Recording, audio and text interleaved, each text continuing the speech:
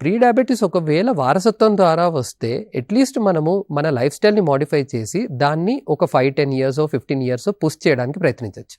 But అది ప్యూర్గా life style ద్వారా వస్తే ప్రీ డయాబెటీస్, దాన్ని లైఫ్ స్టైల్ మోడిఫై చేసి దాన్ని రివర్స్ చేసుకోవడానికి, నాన్ డయాబెటిక్ చేసుకోవడానికి కూడా హెల్ప్ అవుతుంది. సో ఈ లైఫ్ స్టైల్ని డివైడ్ చేస్తే ఒక 5 డిఫరెంట్ టైప్స్గా డివైడ్ చేయొచ్చండి. ఇందాక చెప్పినట్టు సెంట్రల్ ఒబేసిటీ అంటే పొట్ట బాగా పెరగడం, సో పొట్టని తగ్గించుకోవడం, మరి అతికే బరువుని తగ్గించడం. నెక్స్ట్ నిద్ర ప్రాపర్గా ఉంచడం, రోజుకి 8 గంటలు కంటిన్యూస్గా నిద్ర ఉండడం ఇంపార్టెంట్, అది కూడా రెగ్యులరైజ్ టైమ్లీ స్లీప్ ఉండడం ఇంపార్టెంట్.